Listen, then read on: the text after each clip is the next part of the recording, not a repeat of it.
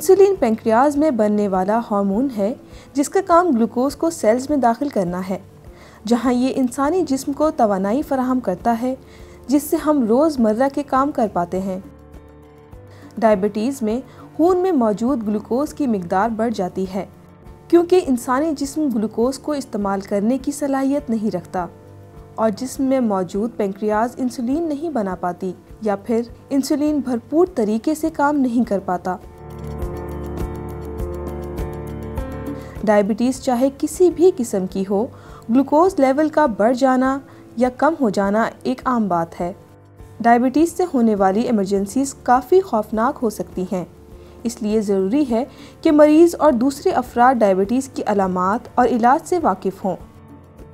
Medical में दो ही हैं डायबिटीज़ के। वैसे तो अब आपका हार्ट अटैक हो गया तो डायबिटीज़ रिलेटेड है, लेकिन जो डायबिटीज़ की प्योर सिर्फ डायबिटीज़ की दो ही होती हैं।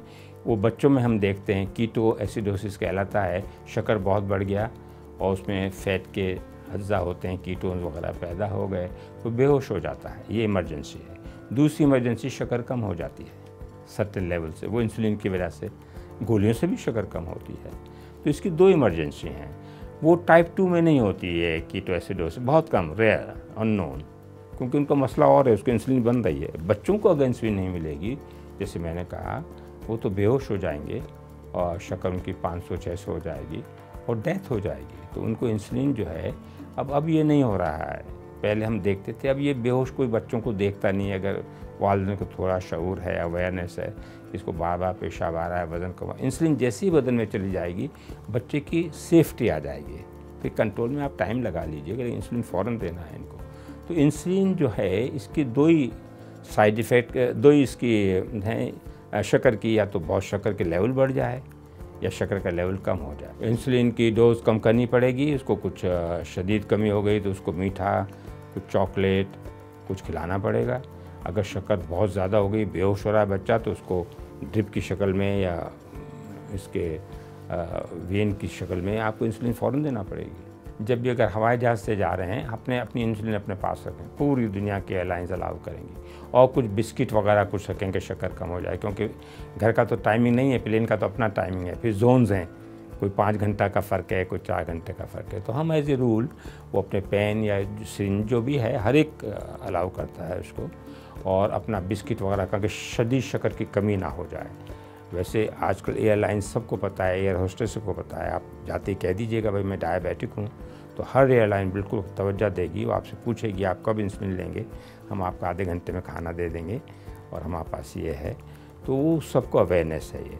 दूसरा ये कि अगर सफ़र लंबा हो तो हम कहते हैं जो इंसुलिन डोज है उसको कम लें उस दिन, और जब अपने डेस्टिनेशन पर पहुँच जाएँ तो उसको वापस उस पर आ जाएँ। तो it is better to have less, अच्छा है कि आप कम इंसुलिन लें, क्योंकि डायबिटीज़ हायर शक्कर लेवल से आदमी को एक प्रोसेस है, बहुत देर लगती है बेहोश होने में।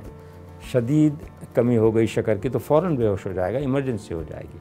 तो हम इनकी इंसुलिन के लेवल कम कर देते हैं ताकि थोड़ी शक्कर हाई लेवल पर रहे। दूसरे अल्फाज में टाइट कंट्रोल से हम थोड़ा सा उनको इजाज़त दे देते हैं कि थोड़ा अपना सफ़र के दौरान, तो वही ट्रेन का है, वही बस का है।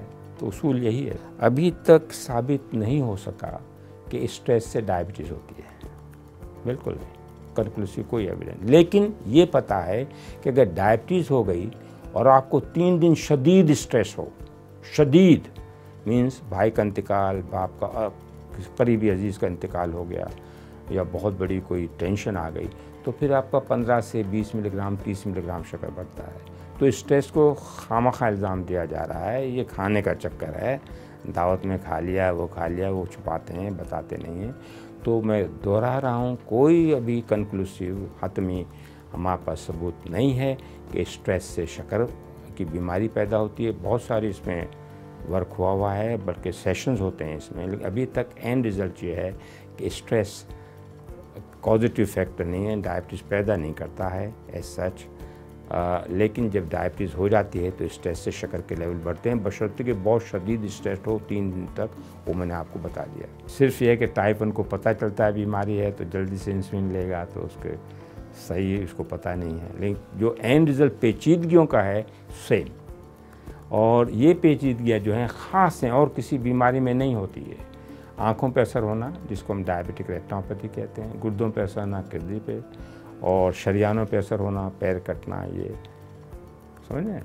तो मेन चीज़ जो है आँख पर, गुर्दे पर, शरियानों पर इसका ख़ास असर होता है। इसका दौरानी से ताल्लुक़ है, कितने अरसे से डायबिटीज़ है और कंट्रोल कैसा है। और जो डायबिटीज़ हमल में होती है, चाहे टाइप 1 को हो, टाइप 2 को हो, या वो ख़ास हो जो 20 हफ्तों बाद होती है, तो उसमें इंसुलिन का इस्तेमाल होना चाहिए। अगर ग़िज़ा से कंट्रोल ना हो टाइप 2 में या उसमें, तो उसमें इंसुलिन गोलियां हम अवॉइड करते हैं हमल में। दूसरा आपका सवाल है कि एक हमल के दौरान एक ख़ातून को डायबिटीज़ हुई और उसके बाद जैसे मैंने कहा ख़त्म हो जाएगी, लेकिन वो जारी भी रह सकती है।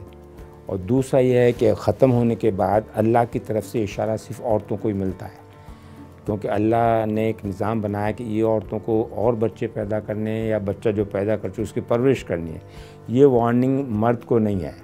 तो अगर हमल के दौरान डायबिटीज़ हुई और हमल के बाद वो ख़त्म हो गई, तो अल्लाह ने इशारा दे दिया कि अपना वज़न ना बढ़ाएं। अगर वज़न बढ़ाएंगी तो 50% ये ख़वातीन डायबिटिक हो जाएंगी 5, 6 साल, 8 साल बाद।